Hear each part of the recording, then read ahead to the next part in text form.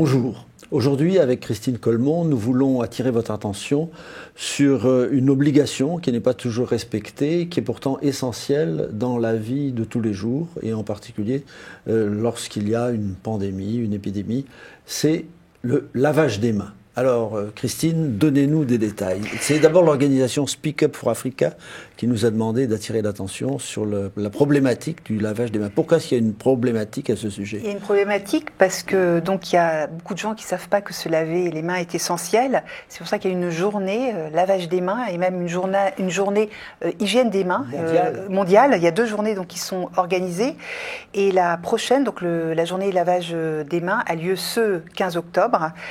Et donc avec vous avez une invitée ? Exactement, nous avons une invitée qui est une spécialiste du lavage des mains ? Pas exactement, c'est plutôt une infirmière. Donc c'est vous, Evelyne Kiakwama, et vous êtes infirmière hospitalière et justement dans un service où il est essentiel de se laver les mains puisque c'est le service orthopédie du Kremlin-Bicêtre. Et vous êtes très engagée, vous avez été très engagée pendant toutes ces vagues successives Covid-19 et vous allez nous parler effectivement du lavage des mains. Mais avant toute chose, je vous propose de retrouver notre reportage en Guinée. Oui, près de Conakry, à propos justement du lavage des mains et de l'hygiène. Journée particulière pour Salomon Dopavogui, vice-président de la coalition africaine. La société civile dit non aux maladies tropicales négligées. Ce jour-là, le directeur exécutif de l'association guinéenne Jeunesse Secours est à Manferrea, une sous-préfecture située à 75 km du centre-ville de Conakry. Les partenaires de Speak Up Africa et son équipe sont dans ce centre de santé pour sensibiliser la communauté sur les risques liés aux maladies tropicales négligées, des maladies qui impactent négativement la santé des Guinéens. À ce jour, ces maladies sont à la base ou accentuent la pauvreté dans notre pays, dans la mesure où ces maladies sont des maladies handicapantes et cela fait que beaucoup de familles se retrouvent démunies. Les enfants ont un avenir compromis parce que n'ayant plus la chance d'aller à l'école à cause de l'état de leurs parents. Au-delà de cela, nous voyons beaucoup à travers ces maladies comme l'onchocercose qui sont devenus aveugles. Et cela fait qu'ils n'arrivent plus à travailler pour satisfaire aux besoins minimums de leur communauté. Et pour prévenir ces maladies, Salomon sensibilise ses citoyens guinéens au lavage de mains. Lancée en 2008, la journée du lavage des mains est instituée pour éviter les risques de contamination de ces maladies tropicales négligées. Et vu que 80% des microbes se transmettent par les mains, l'hygiène des mains s'avère importante. Cette année, le thème retenu par l'OMS est quelques secondes pour sauver des vies. Un thème bien évocateur. Le lavage des mains a une place de choix dans la lutte contre les maladies tropicales négligées. Parce que vous voyez, ces maladies tropicales négligées sont des maladies, comme je le disais, d'origine parasitique et bactérienne. Quand nous prenons ce que c'est les mains et les modes de contraception de ces maladies, nous comprenons aisément la place du lavage des mains. Le lavage des mains est indispensable dans la lutte contre les MTN. Seul paradoxe, en Guinée, nombre de personnes vivent sans accès à une eau potable. La bonne pratique de nettoyage des mains est donc difficile à appliquer au quotidien. Malgré ce constat amer, l'attention pour Salomon doit être portée à l'hygiène des mains. Vous voyez, les maladies les plus mauvaises ou bien dont on parle le plus aujourd'hui, que ce soit Ebola dans les temps, que ce soit la Covid, il est recommandé d'avoir les mains propres. Donc, ayons les mains propres, faisons de cela une habitude du quotidien. Nous préviendrons beaucoup de maladies et par cela, nous économiserons, nous épargnerons beaucoup d'argent et cela peut nous aider enfin à rentrer dans une ère de prospérité, de bien-être et de longévité. En Guinée, le pays compte 8 maladies tropicales négligées. Ces maladies sont identifiées comme problèmes de santé publique. Les 38 districts sanitaires du pays sont toutes touchés. Il s'agit pour l'OMS des maladies tropicales négligées qui sont endémiques au-delà de 20% dans la plupart des localités. Alors Evelyne Kekwama, que pensez-vous de ce reportage et de l'insistance mise sur le lavage des mains ? Je pense qu'il est vraiment indispensable, le lavage de mains, et c'est un thème d'autant plus significatif et très important à prendre à la population, de pouvoir incorporer cela dans la vie, dans les gestes de la vie quotidienne. Parce que, comme disait à juste titre le vice-président qui est passé pour ces maladies tropicales oubliées ou négligées, le lavage de mains peut effectivement prévenir sur les infections et aussi empêcher ou diminuer la propagation des virus tels que la Covid et d'autres bien maladies infectieuses. C'est très important de pouvoir éduquer la population sur cela. C'est un enjeu pour même la haute autorité de santé ici en France. Donc c'est quelque chose qui est très important à mettre en place, à éduquer les populations, à les sensibiliser pour qu'enfin nous puissions mettre ça dans nos coutumes, dans nos mœurs, pour qu'on sache que laver le main, c'est quelque chose de très important. Même pour un restaurateur. Pour commencer à préparer, il faut laver le main. Même pour une personne qui est dans un secteur lambda, pour commencer sa journée, il faut se laver le main. Les mains sont des vecteurs.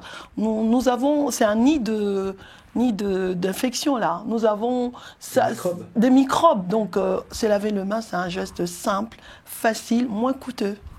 Et comment il faut exactement se laver les mains ? Parce que j'ai vu effectivement sur le site de l'Organisation mondiale de la santé, il y a une façon de se laver les mains particulière et même d'utiliser du gel hydroalcoolique. Comment on fait ? Donc il faut vraiment bien frotter. Alors pour se laver les mains, d'abord, la première étape, c'est vraiment se mouiller d'abord les mains. Abondamment, c'est mouiller le main, et ensuite la deuxième étape, c'est pouvoir s'appliquer, mais dans toutes les surfaces de la main, s'appliquer les savons. Je pourrais même montrer encore le geste. S'appliquer, donc on laisse d'abord, on mouille le main avec l'eau, et la deuxième étape, c'est appliquer le savon doux, un savon doux. On applique sur toutes les surfaces. Et la troisième, c'est pomme contre pomme, essayer de faire des mouvements de rotation, insister sur les espaces interdigitaux, essayer de vouloir dos sur dos, pomme sur pomme, et essayer aussi de pouvoir, ces gestes-là, beaucoup demandent pourquoi on le fait, mais nous savons que les angles peuvent être aussi... Comme ça, là, comme ça ? Ah oui, ah oui. Ah oui, là. Nous les faisons, je vous assure que tous les jours, fréquemment, les infirmières, les personnes soignantes le font, et par la suite, c'est rincé. C'est de mouvements, c'est un geste qui peut prendre 40 à 60 minutes. Secondes. Ouais, donc c'est très important de pouvoir se l'approprier et aussi éduquer aussi notre entourage, notre famille, nos enfants à l'école. C'est des gestes simples qui sont moins coûteux, et économiquement ça peut que aider et épargner surtout contre toutes sortes de infections, de bactéries, voilà, de virus. Alors il y a aussi une question, c'est l'arrivée du gel hydroalcoolique dans nos vies depuis la Covid. Par exemple, quand on dit aux enfants lave-toi les mains, ils vous répondent ah mais je me suis passé du gel. Est-ce que le gel ça suffit ? Est-ce qu'on peut considérer que c'est plus besoin de se laver les mains ? Et comment on l'utilise aussi ? Oui, le gel seul ne suffit pas, parce que déjà il faut avoir le main sèche. Parce que c'est là, si on se lave les mains, on commence par se laver les mains. En tout cas, toute infirmière, toute personne soignante, c'est avant toute chose, avant d'arriver au travail, il faudrait commencer par se laver les mains. On arrive d'abord à se laver les mains. Nous savons que cette politique ou cette notion du gel alcoolique a été introduite vers les années 1990, et ça a prouvé qu'effectivement ça contribue. Mais il ne faut pas seulement se baser sur le gel hydroalcoolique, c'est un complément dans les lavages de mains. Et il faut d'abord se laver les mains, et après, certes, il faut appliquer le gel hydroalcoolique, qui est aussi une façon de... On l'applique de la même manière qu'on se lave les mains. Mais après de 5 fois, il faudra relaver les mains avec l'eau et un savon doux. Il faut bien attendre que le gel soit sec. Sinon, les microbes et les infections ne sont pas éliminés. il faudra attendre au moins que ça soit sèche. Ça, c'est primordial, ça, c'est important. Mais cela n'empêche pas. On ne peut pas rester en faisant 10 soins et en ne faisant que se laver les mains avec la solution hydroalcoolique. Nous, en tout cas, moi, on m'a appris, c'est le socle même de soins. Moi, on m'a appris, lorsque j'ai fait ma formation infirmière, moi, à l'époque, on a fait 3 ans et demi. Maintenant, c'est réduit à 3 ans. Mais dans les 3 ans et demi, la première pratique qui nous a été montrée dans notre décret infirmier, c'était le lavage de mains. On ne peut pas commencer, on ne peut pas apprendre à une infirmière faire un pansement ou donner le simple fait de donner les médicaments sans le lavage de mains. C'est un socle, ça constitue les socles même de nos soins techniques. Et c'est quelque chose de primordial, se laver les mains. Et en appliquant par la suite le gel hydroalcoolique, certes, mais il faut quand même apprendre à nos enfants se laver les mains. J'ai bien dit c'était efficace, facile et économique. Bien sûr, dans les mots économiques, nous comprenons que les gestes hydroalcooliques, certes, ça contribue, mais économiquement, c'est cher. Bah oui. Et pour nos enfants, il faut d'abord leur apprendre le geste le plus élémentaire, économique et efficace, c'est le lavage de mains avec du savon. Donc là, on a vu avec la Covid, on a eu l'impression que les gens se lavaient davantage les mains parce qu'il y avait moins de transmission de tout virus, bactéries, etc. Et on va voir sur place, dans la rue, est-ce que les gens se lavent vraiment les mains ou pas. Voilà, un petit micro-trottoir, comme on l'appelle. Je me lave les mains avec de l'eau et du savon. Enfin, je sais pas, je me lave les mains quand je rentre des transports, quand j'ai l'impression d'avoir touché quelque chose de sale. Moi, je me lave les mains tout le temps depuis la pandémie, au moins 1 à 2 fois par heure, avec du gel puisque je travaille. Et sinon, le soir, le savon et le matin aussi. Le plus souvent, je me lave les mains lorsque je suis au boulot. Mais lorsque je suis à l'extérieur, je suis obligé d'utiliser du gel en fait. Là où je vais, je me lave, j'ai des mouchoirs, j'ai des lingettes et tout dans mon sac. On est amené à toucher un peu ce que les gens vont manger, donc on n'a pas le choix que de se laver les mains un minimum 3 fois toutes les minutes, si ce n'est plus. Constamment. À chaque fois que j'ai touché une porte d'entrée, de choses comme ça, voilà. Je pense que je me lave 2 fois plus les mains depuis la pandémie, mais ça doit être psychologique ou alors en fait c'était juste que je me les lavais pas assez avant peut-être. On avait l'habitude d'emprunter les transports en commun et on touchait à tout ce que les gens touchent dans les transports et donc on avait l'habitude de ramasser toutes sortes de microbes, quoi. Alors la pandémie, ça a changé et beaucoup de paranoïa vis-à-vis des clients comme ceux des commerçants. Et c'est vrai que pour nous, on est d'autant plus attentifs à ça. Là, on le voit, on a l'impression que tout le monde se lave les mains, mais dans la réalité, s'il y a des gastro-entérites, s'il y a eu le Covid, parfois des gens ne se lavaient pas vraiment les mains.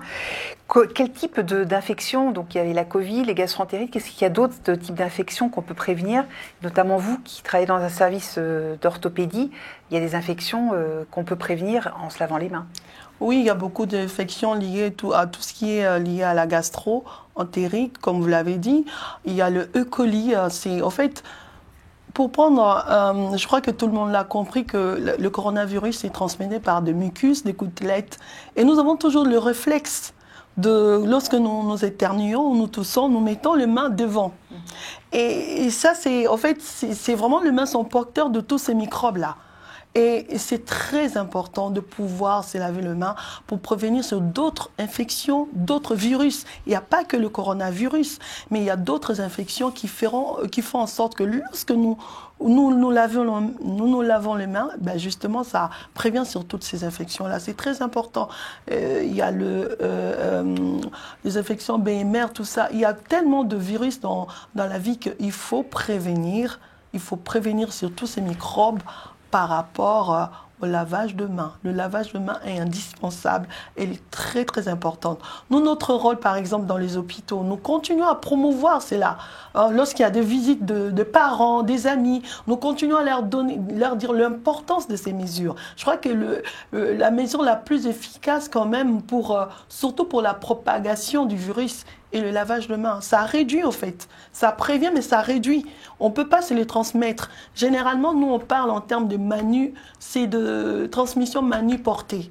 C'est-à-dire nous le portons, nous touchons une poignée de la porte, nous touchons au placard, nous touchons en fait, les mains sont vraiment, c'est cette transmission mani-portée que nous portons tous. Alors le lavage de mains empêche justement que nous puissions les porter, empêche que nous puissions transmettre, empêche que nous puissions continuer à propager le virus au fait. C'est ce que je... À l'hôpital, est-ce que vous faites des statistiques précisément sur les infections nosocomiales? Oui. Et alors, est-ce que vous sentez un changement, des choses s'améliorent, ou est-ce qu'il y a une barrière infranchissable qui fait qu'il y aura toujours, je ne sais pas, 1%, 2% d'infections? Je ne sais pas où ça en est. On a vu un reportage où la personne disait qu'au fait, eux, pour ne parler que de leurs statistiques, ils ont vu que c'est 80% les lavages de mains. En fait, 80% de ces maladies pouvaient être prévenues par les lavages de mains.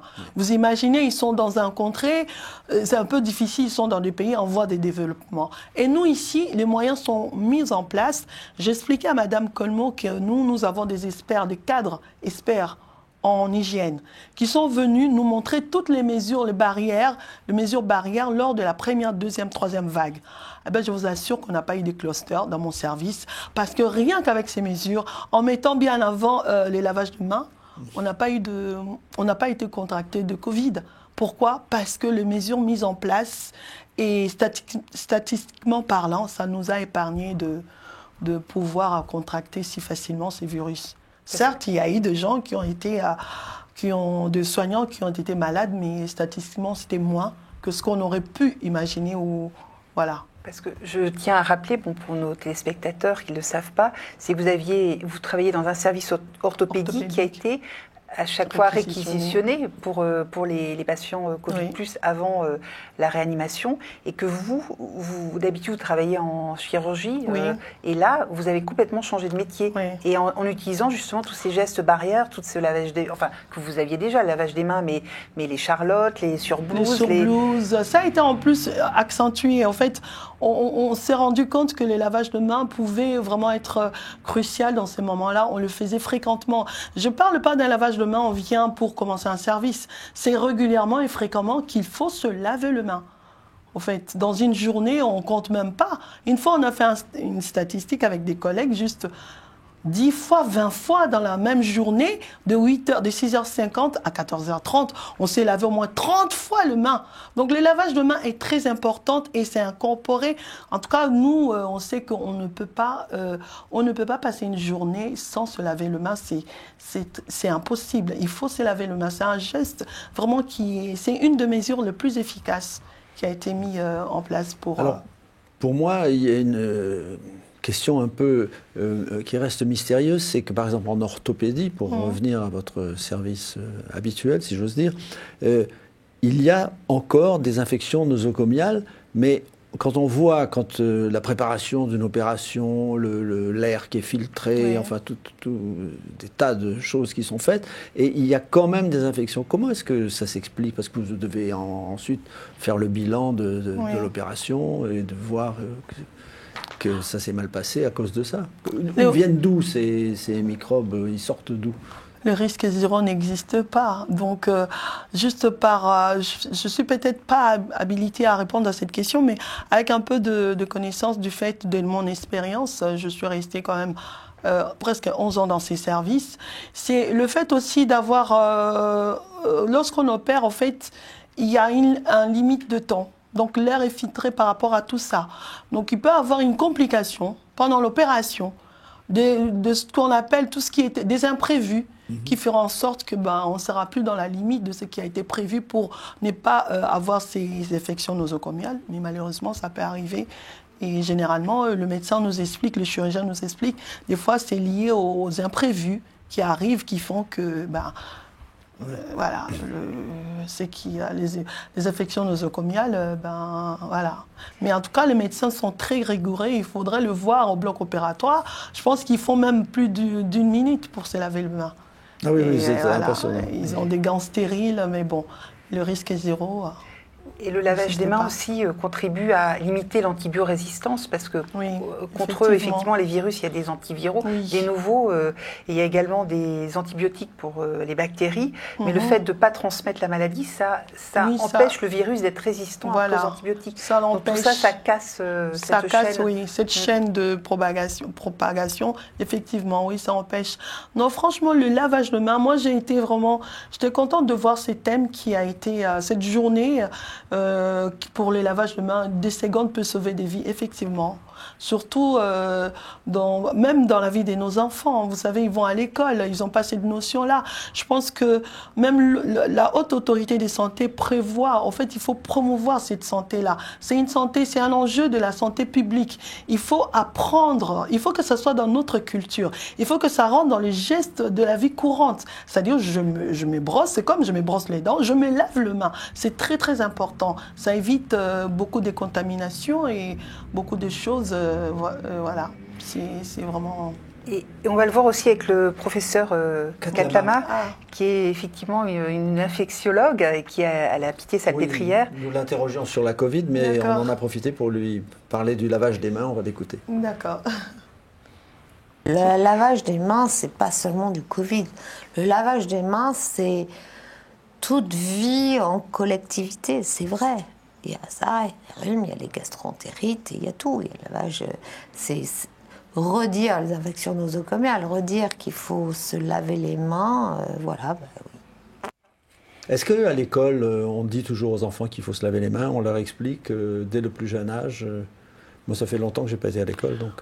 Il y a des infirmières qui travaillent avec l'éducation... Les infirmeries, il y en a dans les écoles. Il y a des infirmières qui travaillent en collaboration avec l'éducation nationale. Donc, ils font cette promotion de la santé auprès de nos enfants.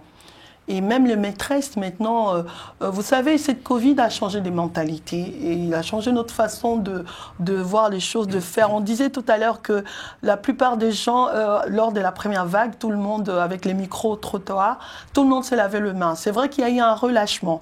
Mais cette journée est venue pour ressensibiliser, pour optimiser cette façon de faire ce geste de la vie, que nous, on veut bien que ça devienne un geste de la vie courante de tous les jours pour effectivement que les personnes soient sensibilisées à cela.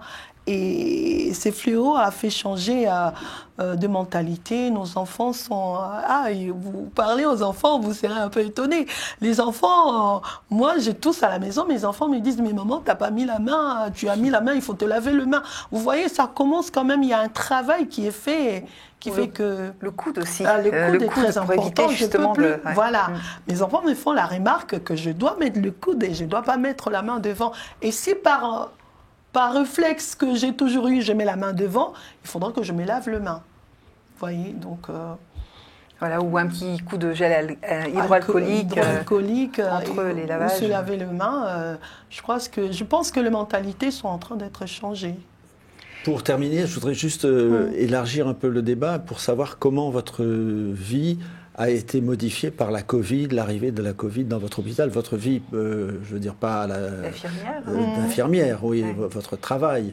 Est-ce que ça a eu un impact sur la façon de travailler, sur les horaires de travail? Ça a dû quand même... En fait, moi, personnellement, mais je ne suis pas la seule, j'ai découvert que être infirmière, c'est une vocation.